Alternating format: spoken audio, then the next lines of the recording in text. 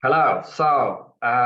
Welcome everyone who is watching this. I'm extremely pleased and delighted to meet Ms. Vanessa Camilleri from the University of Malta, who's a colleague, educator, and I guess technologist, also a researching technology and senior lecturer at the Faculty of Information and Communication Technology, so Faculty of AI, essentially right now. Vanessa has a background in serious games. She got her PhD from the Coventry University in virtual worlds and serious games, and she is also involved in work with the European Commission for several projects. So I'm very interested in hearing from you and having a chat about everything, starting from education with technology, with the new GPT machines as they kind of emerge onto the scene, and also interestingly, what you said about your research. What I'm most interested really regarding your research is what have you learned from your studies on human behavior and modification, because that's really what I'm doing as well right now. It's how human behavior is modified through the virtual environments and interaction with artificial intelligence,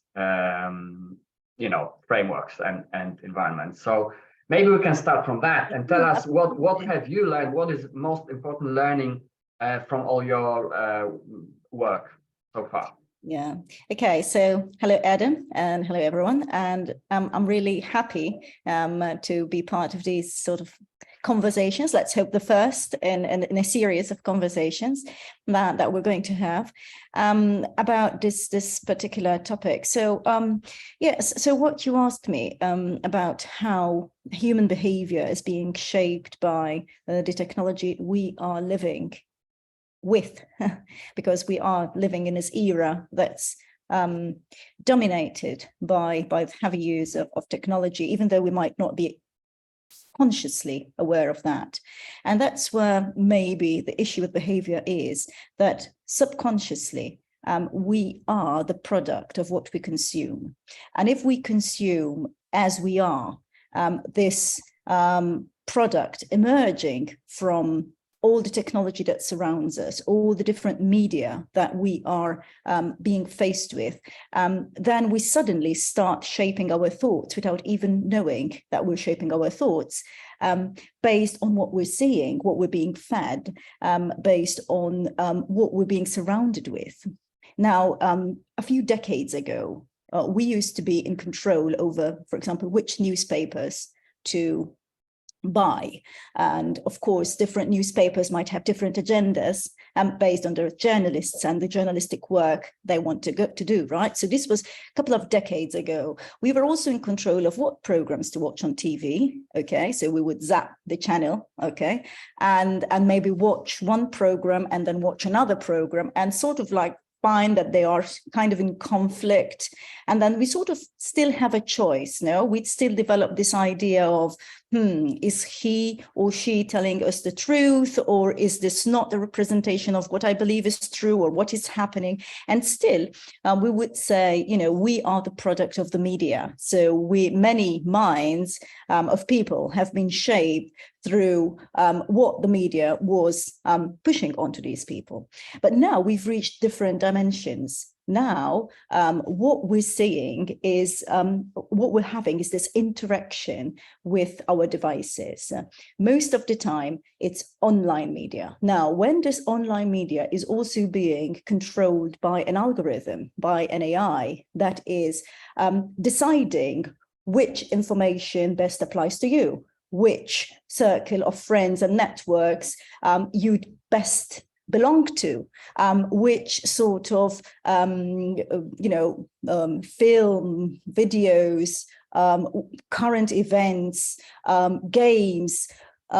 It's all about the algorithm that's deciding that this is the best piece of information that you should see at the moment, and therefore it's being fed to us. Then suddenly the danger is that we really lose control over what we decide for ourselves, no? Because suddenly it's the algorithm that's deciding.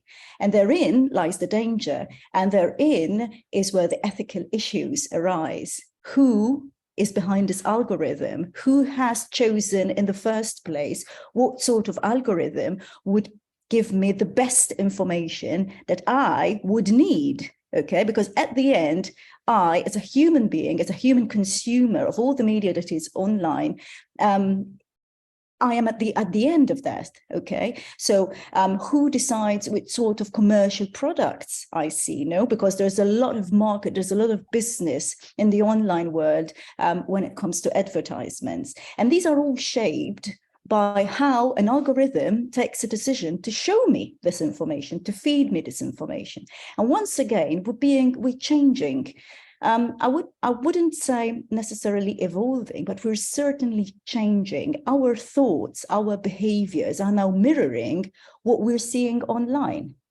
And, you know, the tendency is for human behavior to copy each other. No, we're like the individual becomes part of a beast, of a community, and the individual suddenly just merges with the community, maybe for a sense of acceptance, maybe for a sense of togetherness, maybe for a sense of purpose, for a sense of meaning. And suddenly the AI is giving us just that, you know, it's not our own individual ideas. It's telling you, look, your idea is this, and your idea agrees with this group of people. So that's where you should go. That's where you should flow, because you have the same ideas, you have the same, but is it truly yours?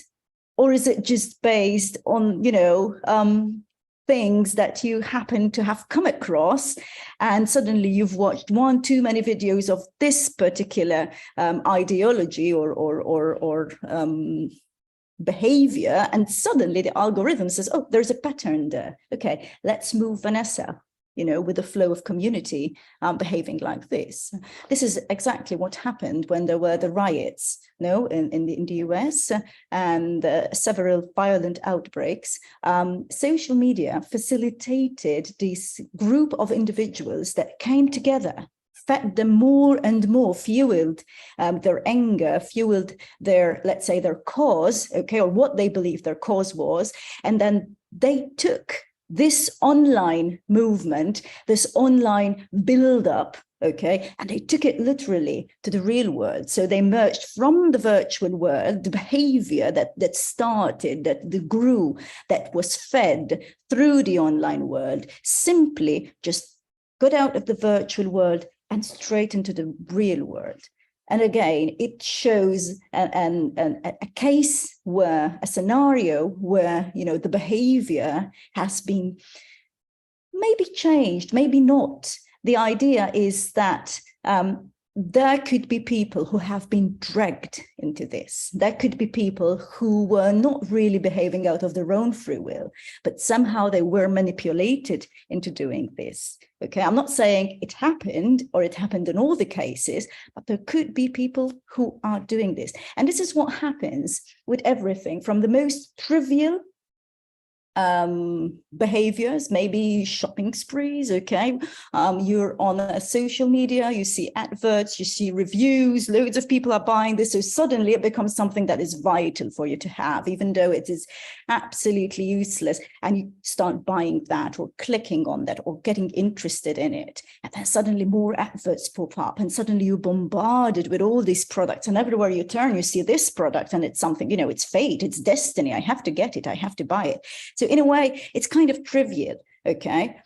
It can grow dangerous. It can grow like an addiction, okay? So it can have potential negative impacts on a human being. But, you know, you started out with something trivial. And it can go on. It can go on to different behaviors that we see from gamers who spend hours and hours playing games. And the AI inside the game feeds that kind of behavior, inside the game. Why? Because the game developers want the gamers to keep playing and playing and playing and seeing the adverts and maybe purchasing. Okay, buying new assets for the game, buying new resources, so they want to hold the players there, and the game AI is feeding all this. Now, the problem is, if there is a kind of behavior that is acceptable in the game world, but it's not acceptable in society, what happens when this behavior, goes from the virtual to the real? Something which we have seen, as I explained before, happen. So this is sort of like, maybe scary, but this is something that we need to have a conversation about. We need to think about, because they are very real. Thank you. There's so much of what you said I could refer to. I can only pick up a couple of things, but first of all, this very important understanding that all of this stuff you just mentioned and all of these implications, they are real, and yet we don't notice them unless someone kind of zooms out like you and presents it in this way. Because as both you and I also, I still go and like things and share things and discuss.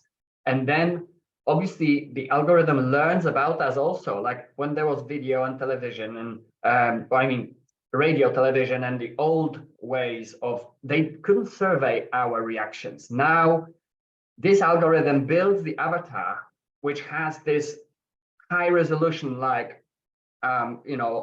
hologram of who we are, that a lot of the features and what Shoshana Zuboff in the Age of Surveillance Capitalism calls the surplus data, right? The data we don't even aware of, the speed of our typing, where we do mistakes, what do we pay attention, what do we even hover our mouse, not even but how much do we stay looking at something, all of that. And our facial expressions are being read as we are speaking now as well. And that can then be weaponized against us. So it can be turned into a weapon under a cloak of it being a personalized service, because it is. But because the very model, the business model of the platforms is to extract our attention so that we stay on the platform, like you said, to play the game as long as possible, to stay on the social media platform as long as possible. So it doesn't really optimize for what is good for us. It optimizes for, this is what Tristan Harris's work is all about, it optimizes for what we want. Exactly. But if what we want is not good for us, and it can hack our nervous system in a way that we don't even notice it's being hacked, then we are at a completely different battlefield. So this is what we read in the NATO documents about cognitive warfare. This is what it is. It's not even psychological warfare. It's not even information warfare, like when you can just, attack with information itself. It's the war against the human mind, where the person isn't even aware the war is happening. No. And even worse. So the distinguishing between war and non-war and marketing, for example, it's in this, you can't distinguish, because it's wrapped itself around the fibers of our communication methods and our modes of communication and language and the way in which we are wired. Our very brains are, like you said, it changes us. It changes our way of perceiving the world and perceiving ourselves in it, and our online persona and real life, person, that becomes blurred. Once this is blurred, and once we bring these behaviors and modes of communication that have different rules online, because there is no reality check as such. I mean, perhaps maybe platforms such as LinkedIn, to some extent, you have real company, real name, and there's it's linked to your income. So I like LinkedIn for that reason, that it's not so, there's some degree of accountability. But then most of other platforms, you can be anyone, say anything, and then those behaviors which are encouraged, they encourage our vanity, they encourage our because that what brings most money, most clicks. So it encourages our outrage, our fear, our bias. And then we bring those behaviors into the real world. And what we find is that teenagers can't have relationships somehow. They have, there's a deep identity crisis also, because how can you know who you are if a lot of young people, well, not young, I suppose, mostly, I guess, young, but try to live up to the image they present to the world through the lens of digital platform somewhere on social media. And then you go out into the world, and obviously you will feel quite insignificant if you distort the image of yourself. If you're not being real out there, then how are you supposed to be happy in your real life when you go meet friends, right? Yeah, and you know, I think this is also at the roots of what we're seeing. If we're talking about the youngsters, or you see people out there, okay, they are constantly, I know it's kind of rhetoric, but we say, oh, they're constantly looking at their devices, they're constantly connected, even when they're together. So why is it that it seems that people having a meal out at the restaurant are still connected over the mobile device? They're still, you know, scrolling social media platforms. Why is it when you see young people out at, you know, events, locations, parties, whatever, you still see them with their mobile devices? They're all like focused on that. They can't even talk to each other. Why? What's happening? And I think that what is happening over there are two major things, fundamental things. Well, first of all, there is no education from a young age in how to handle all this idea of how you are being fed or how you can be manipulated. So there's no education about how to deal with these humongous tools that have such a potential in the hands of people who are creating them. Okay, so it's very difficult for somebody who has no recognition, has no cognition of how these people, the big giants, are creating these massive platforms, and their aim is not to, it's not because they know you personally and they want to help you grow personally, but they want to help their assets grow. So, and you're doing that. So there needs to be a lot of education about what's happening, so that so that you can be more conscious and more in control over your own decisions. And the second thing that is happening, again, as a result of this lack of education and this lack of critical thinking and this lack of losing control or not having control over what you read, what you see, what you get surrounded with all the time, is that what happens in the virtual world, whether it's on an online social media platform or within a game or within anywhere else, is so much more interesting. The persona that you generate there, as you so rightly said, sometimes has nothing to do with the persona you are outside. And the people who are there in the virtual world may not necessarily be the same, not just in appearance, but also in the way of their behavior, may not necessarily be the same as in the virtual world. So what happens is this dissonance.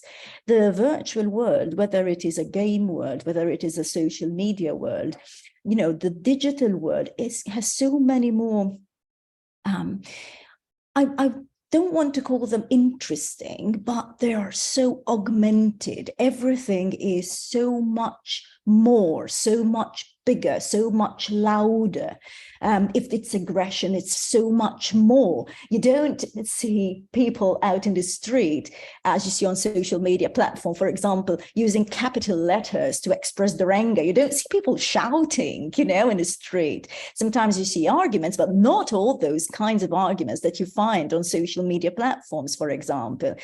You don't see people, dancing in a street as you would see the types of dance that are on these massively popular social media platforms like TikTok, for example, or you don't see that. So the virtual world becomes so much more augmented.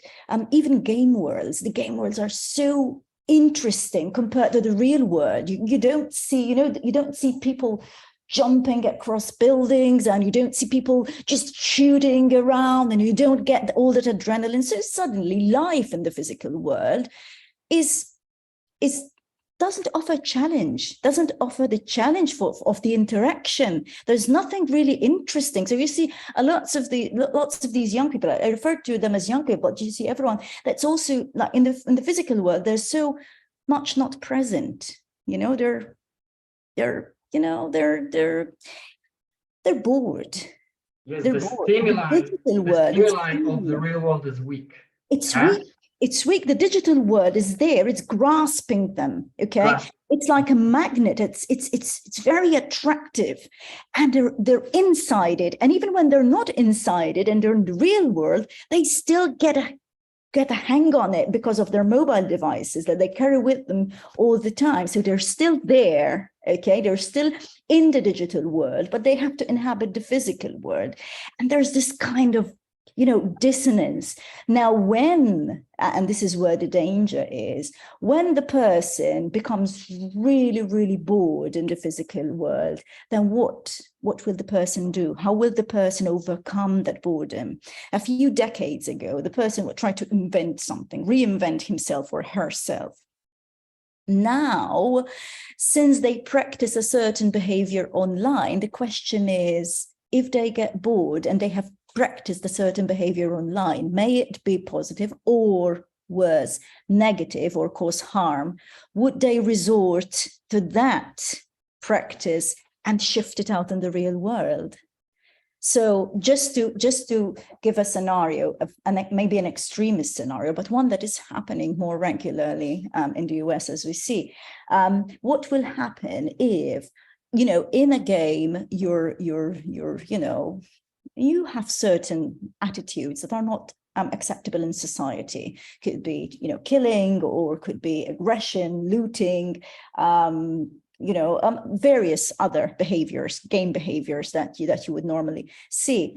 And, you live off these because you spent so many hours, and you're 16, 17, you're extremely bored, your hormones are raging, and you want.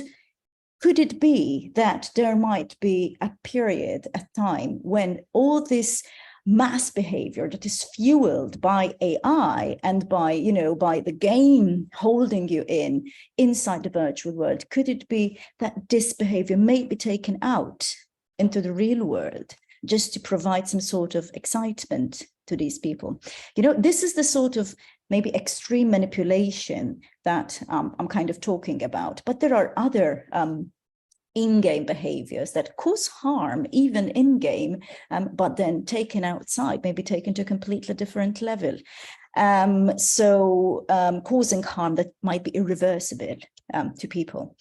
So you see, we have to really be aware. What I'm saying is, yes, we cannot stop. I'm not in favor of, all these people who are coming out saying moratorium, stop AI, stop the advancement of AI. This is getting too much now. We have no control over it. The problem is not that the technology of today is something that we have lost control over. We have been losing control for various years now, okay? Ever since the advent of social media, it has taken the world by storm, and this was the early 2000s. And in these past 20 years, I feel that as societies, we have done very little to start educating people and having a critical mind to, yes, make use of these tools, to, yes, see how these tools can have great potential, but also to be aware that harm can come out of the use of these tools. Okay. And I believe that we do not do enough of this, and the proof of this is in the interactions that we observe online through social media platforms. And now those interactions are being augmented by AI. Now we've taken this and put another layer on it, and the danger there is that whereas these harms, these dangers, were the product of people, now these dangers can be, because AI is going to take those kinds of behaviors, those kinds of historical ways of how people interacted, within over these 20 years, and it's going to augment them. It's going to, you know, create this magnifier of this human behavior. This is where the danger at the moment, that's why, you know, people are suddenly saying, oh, this is beyond us. So we have lost control. Okay, but we've been doing that for the past years now. Yes, again, there's so much, you know, like I'm so glad we've met, because so far this narrative, I've been sharing this view, but only I've been watching some individuals from the kind of renegades from the Silicon Valley and few like kind of rebel thinkers in America. But now to know that there's you and there's Patrick Camilleri at University of Malta as well, who feels his own concerns. And I feel just as passionate about this as you do, because it really takes a kind of perspective to notice this, to have this cultural kind of lens to see this as you've described it. Because what you said about first of all, the lack of awareness, and if you're born into these technologies, I mean, we are lucky. We got born before the internet. We could see the world before this, and then we could analyze it from outside of the fish tank, as it were. But now, if you're born as a fish in a fish tank, how can you ever notice it with, well, there being no, you know, cognitive literacy, media literacy, technological literacy? These should be at the core of a national curriculum, but clearly, and now I think I would add AI literacy, AI literacy even, right? Not in terms of coding, not in terms of development, but AI in terms of the research that is being done, the potential of what AI can do, where AI can reach, which we don't even know ourselves yet, but you know, the directions that it can take. And this is very important for people to know, to be aware of. So much more than, you know, content from a book. This is what I'm saying. You know, we're still referring to a content from a book, which but in the age that we're living with all these problems that we're saying, it's very useless for, you know, task forces to be set up. It's okay. I mean, and it's important to have acts and legal frameworks and policies. These are very important things. But unless we start changing the mindset of people to make them more aware that they need to gain more control over their thoughts and their thought processes, then it's not going to affect much, is it? Absolutely. And I mean, I've been doing it within my little, I work with professionals and I teach them English, business English, and I try to embed these ideas within the content, you know, because like there are no institutions dealing with it really at scale. So this is where we want to go, you know, get at society as society. And you mentioned hyper reality basically, because you know that how exciting, visceral kind of experience online, like then the reality of the offline physical reality, it cannot match because it's just so unexciting, right? And this hyper reality has this kind of mesmerizing effect of almost like hypnotizing. There are hypnotizing environments, which, you know, Clark, there's this famous quote, any sufficiently advanced technology is indistinguishable from magic. It is in a way like a magical trick, because you have these hidden algorithms, these hidden you know, codes manipulating perceptions and emotions and, you know, nervous system and biochemistry of your body, while your body, your physiology has evolved to feel that, but in real environment. So now this virtual environment hijacks those processes and makes the body feel as if it's real. Like my brain thinks you are in this room now. I know, because I understand the brain enough, I know that the brain thinks that, and therefore I neutralize that in a way, right? But if you don't know that, then you become completely manipulated by, like, well, by a person, not a person, an agent, by the very environment. Like it's not even relevant whether there is someone sat behind the tools and saying, you know, optimizing algorithms for this or that. But like they may, even in absence of nefarious intentions, maybe the intentions may be simply economic, simply surviving as a company, because all other companies do it. So we call it multipolar trap, don't we? Like, you know, if if I don't use the, if TikTok sets these reels like 1 minute, half a minute, to as the main most exciting, something that draws people's attentions more, then if they do it, which then shortens our attention spans and makes us even less capable of critical and reflexive thinking, then every other platform will do it, because otherwise they will lose their customers to TikTok. So now we have Facebook doing it, we have Instagram and YouTube, and all of those have the short videos, which actually downgrade our cognitive capacities to be able to focus. And if we can't focus, if we can't read a book, if we can't read an article, if we can't sustain our attention, then we are really, we are atrophying our right hemisphere and our more, imaginative ways of thinking, which the ones you are talking about, that we need to have imagination, but what we are driven into is just data, this, it's just bit like, bite-sized chunks of information, and then we end up in a very confused society, which then also is, so you also mentioned how that seeking this visceral experience in real world, it cannot be satisfied without those devices again, and it just becomes very boring. So what do? You're likely to seek drama, and you're likely to provoke emotions because you're already addicted. You are being, in a way, what Daniel Schmachtenberger calls algorithmic cult generation. Is like, that's how people get into cult. You have to addict people from feeling traumatized, feeling dysregulated emotionally, so then you can handle the emotions in a way to elicit certain behaviors. And that is what's happening. That is what is being automated. So these behaviors are being automated because it's the same process. And as you said, in terms of reinforcing our cognitive biases in this way, when we already have a very rigid, which we know is true, there's many studies showing, even like in America, the left and right kind of, as the last 10 years moved away, so there's very little overlap. There used to be more overlap, now it's like hardly anything.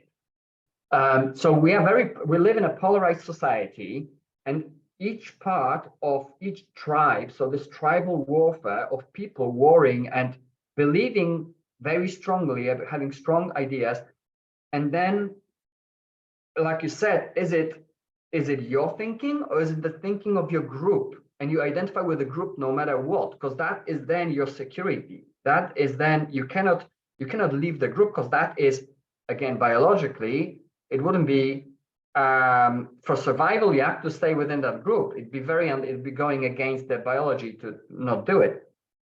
So we have this group thing going on, which is always fire for the kind of authoritarian control. So we've been engineered into being like spineless functionaries of some of some new regime, right? And the regime is invisible, which is the most. This is what the Baudrillard was talking about. Is like you can, and that's what the Huxley was talking about in Brave New World. Like, yeah, it's so lovely, it's all glossy and looks beautiful, and this business as usual, but there's something very unsettling. What happens to our humanity? What happens to our relational skills? What happens to our sense of what is worth pursuing in life? What is our mission, our purpose, our shared sense making and shared collaboration towards meaningful goals? We are losing all of that, don't we? Because we are getting distracted into this kind of kaleidoscope of digital Luna Park kind of society, one donut society, where it becomes almost, it's not worthwhile to pursue anything meaningful, because everything is immediately instant experiences of excitement. But then, because we don't sacrifice, we don't invest true energy into it, people end up really, really miserable, and mental illness is skyrocketing because you can't have mental health without some certain structured identity that has goals and can fulfill these goals incrementally and have some kind of progression of development of personality. So yeah, all of those ledgers of harms, like as Center for Humane Technology call it, it's the ledger of harms of this like a digital eugenics program going on. I mean, this is not to say whether there's it's independently of what we think the background of it is. Perhaps it's just an evolutionary process, because these tools facilitate that, and why wouldn't people want to make money? They want to make money, and then, but as a result, as a second, third order impacts of uncritical use of these technologies, we end up in a very sorry kind of civilizational collapse, right? Of in a way.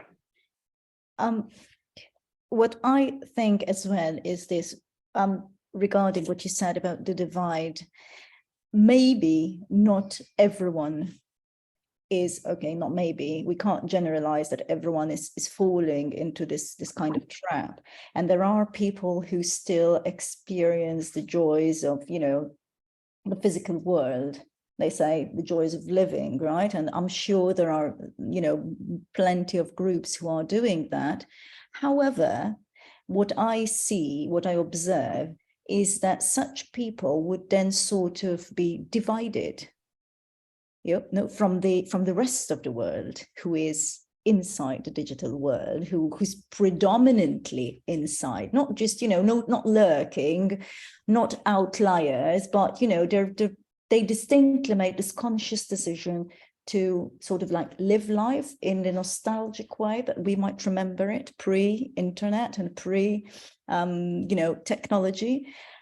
And this will create a bigger divide. At the moment, there is the divide between the people who can and the people who are in vulnerable groups, or who cannot, or who live, in this kind of poverty that technology as yet can't, lead them to live this life inside the virtual world. So there's that kind of divide. But soon there's going to be another divide from another group who consciously take the decisions to move away from the technology, to experience this kind of, as you mentioned, visceral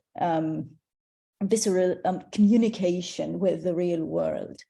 And, ironically, when we teach game design and when we teach design for immersion, for virtual reality or for augmented reality, that is exactly what we want to do. We want to achieve this kind of communication between the user, between the player, the human, and the machine or the medium. This type of communication would facilitate, would support, would create this kind of visceral way of obtaining emotions. Now, when we talk about visceral, it's that kind of emotion that starts literally in the viscera, in the bowels, in the intestines, and releases this hormone that communicates with the brain, that would then facilitate or support the release of dopamine. That we know dopamine helps us feel better, makes us feel better.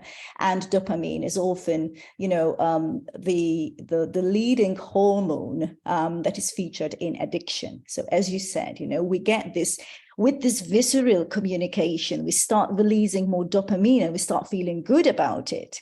So we start feeling good about our interactions on social media platforms. They make us feel good. They make us feel that we have followers. They make us feel appreciated. They make us feel what we might not feel in the real world. They give us that sense of pleasure, that arises from deep within us. The same kind of pleasure that a gamer experiences, maybe even in a magnified way, the same kind of pleasure that a person who's immersed in virtual reality might feel if this is designed well. So on the one hand, we teach people how to design for these experiences, but we have to be aware that, whereas there are experiences that might not harm unseen, or they might, create benefit for people. So if we use an immersive experience to train someone, to help someone overcome a PTSD, to help someone overcome anxieties, fear, to help someone overcome pain and manage physical pain. So there are ways in which this is very useful to improve the quality of life of people. But we have to be aware that this same tool can be manipulated, okay, and therefore can lead people to addictive behavior that can cause harm. Addictive behavior when, for example, you know, there are the famous loot boxes in games, right, that lead people to buy things in the hope. It's a bit like gambling. It fosters gambling, and it fosters this idea of pleasure, this idea of excitement, this idea of making me feel good. Oh, next time I'll be lucky. You know, it's like, you know, buying lottery tickets. There are people who buy and buy and buy in the hope that they might one day get lucky. And the same concept is applied, for example, in games and in these kinds of loot boxes. So people gamble and buy these in the hope that they get lucky and get the resources that they need. So, you know, on the one hand, we have creators that create for this kind of communication that helps people feel better, okay? But we have to be careful, and we'll return back to the original question that you started with. How is this affecting human behavior? We have to be careful to understand how this might affect human behavior and whether the effect on the human behavior would have a positive or a negative impact. I think that at that point, there has to be, especially from the creators of these platforms, of these games, of these media, there has to be more awareness about the ethical considerations of creating such things. There need to be questions asked all the time during development phase, like how can this impact people?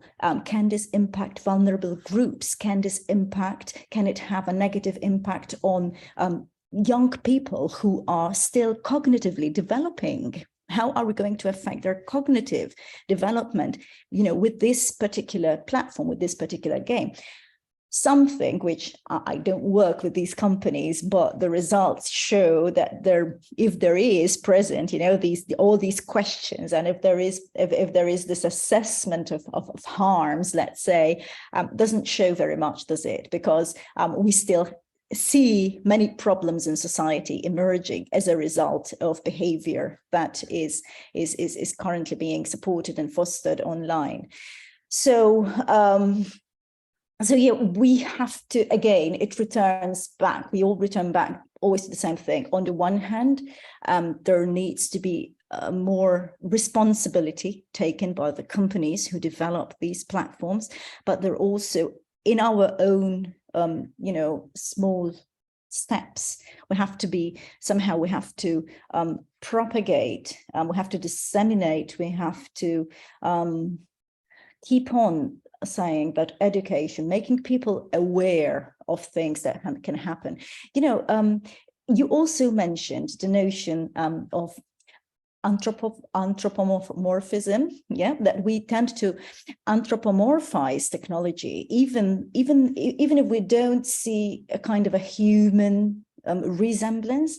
I remember when my son was young, he was about 5 or 6, and he was with a group of friends. And at one point, they did it over, you know, quite some time, really. And I was fascinated just seeing them. They would have conversations with Siri, but they were angry conversations. They enjoyed, you know, being aggressive with Siri, you know. And I used to ask them why. I mean, why are you calling Siri stupid? And why are you, you know, I mean, they were 5-year-olds. They were not calling, you know, they were not using obscenities or vulgarities, but you know, their behavior changed. And he said, oh, because Siri is like that and like that. And the way they were explaining Siri was like Siri was another person at the end of the line that they could use as a punching bag. Now, this was a 5-year-old with no previous kind of baggage, experience, you know, and stuff like that. But then if we take this behavior and we shift it by some years and we observe patterns of behavior online, with online conversations and also with online bots, we tend to notice the same thing. Remember that in 2016, and this was like 7 years ago now, right? 2016 or 2018. Anyway, a few years ago, Microsoft released their bot Ty. And the idea of the bot Thai. It was a bot on Twitter. Okay, so this was a kind of a chat bot, and the way they sort of like talked about how they would release it is for people who felt lonely on Twitter, so they could chat with somebody, but in a public space. And Thai was supposed to learn from these conversations so that Thai would then be able to replicate the conversations in the same tonalities and using the same language that people were using with it, okay? So as to make it more natural. And what happened was that people started to talk to Thai in a very racist, xenophobe, aggressive, homophobic way, so much so that within a few hours, Thai turned into a complete mess. It was a complete disaster. It was very, very rude, very vulgar, very aggressive, very racist, very anti-Semitist. It was a complete disaster, so much so that within 16 hours, Microsoft had to close it down. Okay, so you know, what I could see was that the behavior of 5-year-olds and the behavior of adults on Twitter, in essence, were very similar. The humanity, humans were talking to a bot in a way that they would talk to a human, but in a very bad way, you know, in a very bad. So they were transforming this bot into a human, the bot that didn't have a face or didn't have a, you know, virtual representation of a human. It was just, you know, Twitter, okay? And they were pouring out all their frustration, all their anger, and enjoying it and teaching this bot to be bad. Right. So you see, this is what we see. This is like a classic Milgram experiment, isn't it? Yes. What we've learned, that the 70% of people, if allowed, would inflict like deathly blow to a random person only because someone in authority let them do it. And that's, and this is, and that, yes, and this is in context of this conflation of the human with a human-like response of a non-human entity. That is, you know, it's a module, it's not a human being, but it can imitate being human. And in a world where our relationships are at peril because we are, you know, like our relationships are undermined. Even, you know, last time we talked about it, sorry, how convenient it is for us to meet like this, rather than, even though we're within, you know, we're in Malta, we could have met at university and have a conversation, but it's just so much more convenient, and time is, you know, precious. So then, but that means we don't make eye contact, and there's a whole host of evolutionary mechanisms that would normally be going on between us being in physical space, as opposed to doing it like this. So our relational, you know, capacities are challenged through those, but at the same time, I'm glad you mentioned, you know, we have to focus on the positives and the opportunities all of these technologies give us as well. Because now, you see, we record this conversation and then we can share it, and people can watch it anywhere in the world and may give us feedback. So we actually also equally powerfully spread the, you know, we have the capacity to spread ideas and consciousness and shared sense making and so on. Only that it's not really exactly incentivized by economic interest. That is the problem, isn't it? So, like you said, it really hacks our relational skills in a way that, like, your 5-year-olds wouldn't understand, or the people on Twitter would deny, because that's part of our nature, saying, no, I wasn't manipulated, I was just doing it because but it really can bring the worst in us. That kind of imitation of a human being, but without the responsibility of actually being abusive towards someone, because it's not a thing, it's not a person, but I can treat them as a person. But then what? I train myself in being abusive, which is the bottom line. If I train myself in being abusive, and perhaps there's no machine next time around, but maybe, you know, my sister or my brother or whoever that is, or a shop assistant outside, or a shop assistant, or someone who I happen not to perceive as a very powerful, you know, someone, and then you end up exercising in humanity, basically, because you already conditioned yourself. So what we are really looking at is the conditioning of behavior that then remains unchecked and remains kind of unleashes itself from agency, decouples from what people believe to be capable of, as opposed to what they actually have been conditioned to do without admitting to themselves. Yes, yes. Yeah.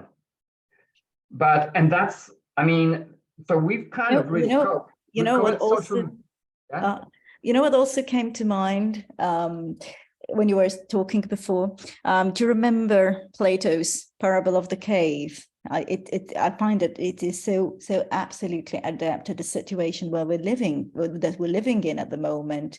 So in the parable of the cave, Plato likens, you know, humanity to this group of people that are inside a cave, and they are tied together, and you know, they're tied around in a circle, and all they can see is the projection of light from outside, okay, on the walls. And they see, you know, they see the wall directly in front of them, and everybody's seeing their own perspective. And the shadows, yeah? And they see the shadows. These shadows, this interplay of light, and they find it's good.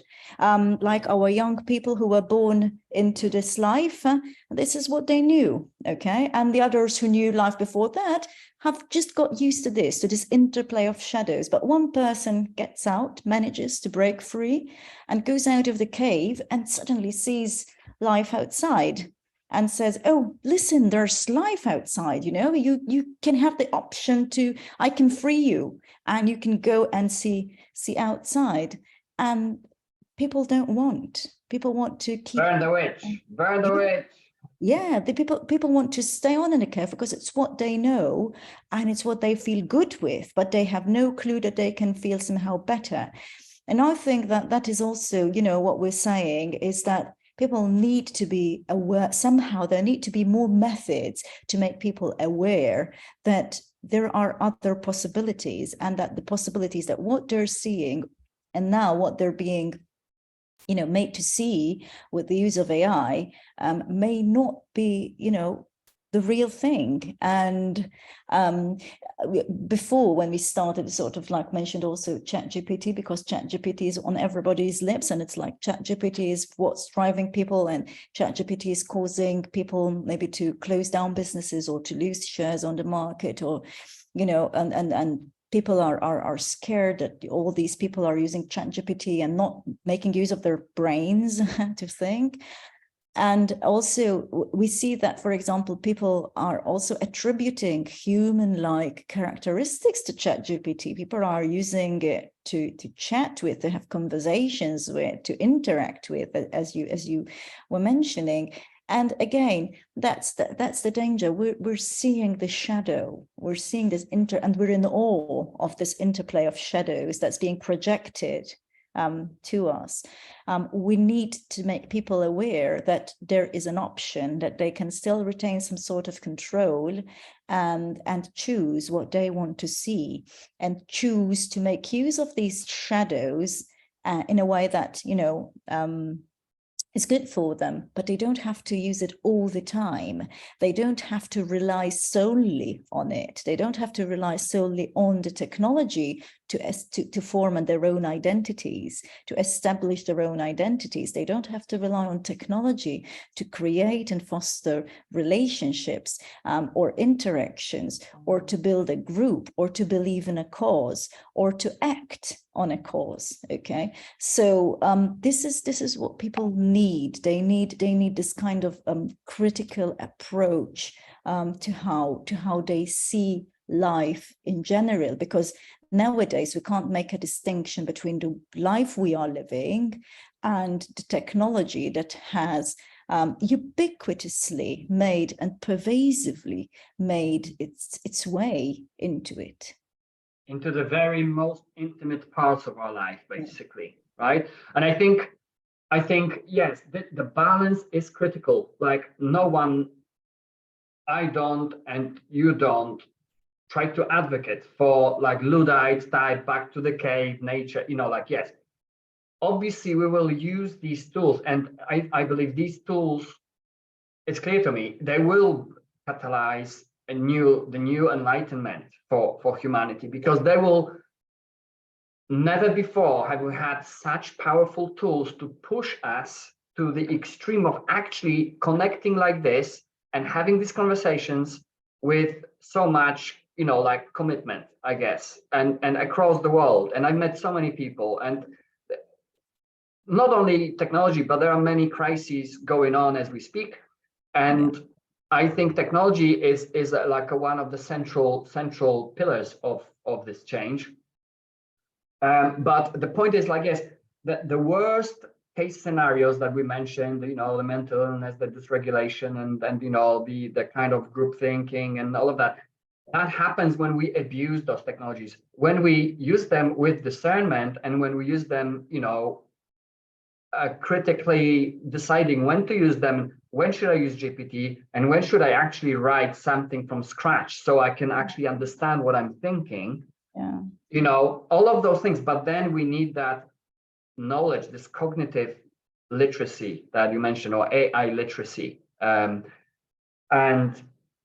I think another thing I was going to say is that there is a sense, like, part of me is thinking that we already see a lot of people kind of being disillusioned with the digital world and social media. I think I don't know that, but I heard from someone that there's a group of the like youngsters, like teenagers in America, starting to kind of rebel and not have smartphones or something. Like, so it may be the next cool thing to actually like keep it in check, not to like not use it, because we will use it. It's part of our life now.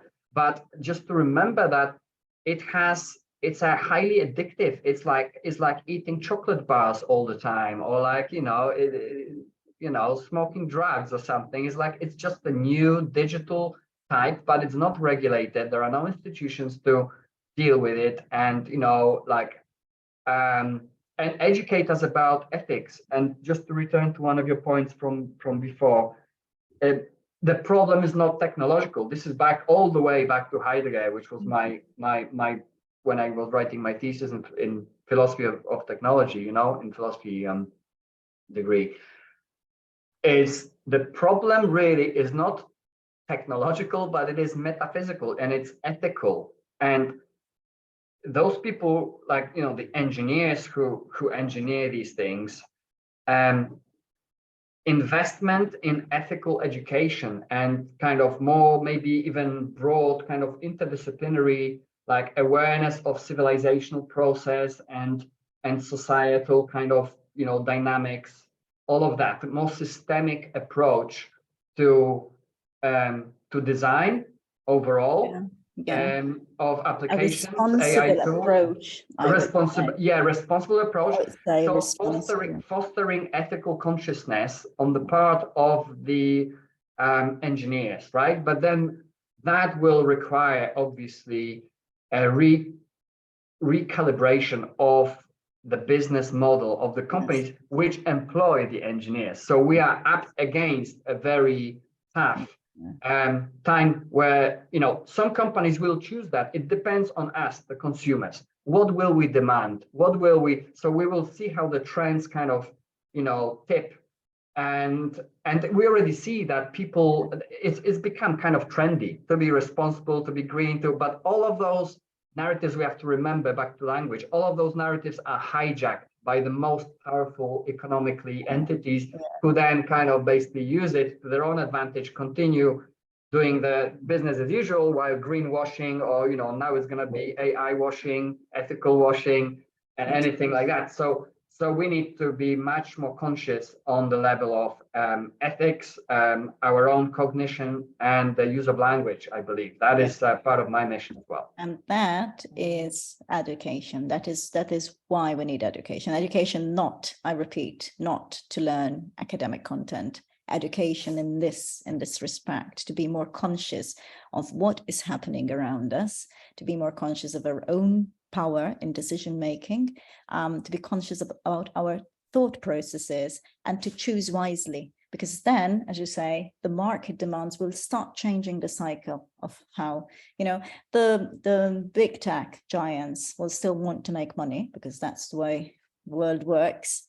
But there can be growing movements of people who, demand that these people are accountable and demand that these people become more responsible towards the individuals in society. And for their own good as well, because the system as it runs now, it's self-terminating because it undermines the very substrate upon which it feeds, which is human life. Mm-hmm. It destroys the fabric of society, and unless society has a cohesion and sound relationships, and people can communicate and have dialogue and innovate and create new initiatives, then no amount of tools will help them, right? So Okay. Thank you so much. That was super interesting, and I look forward to the next one. Yes.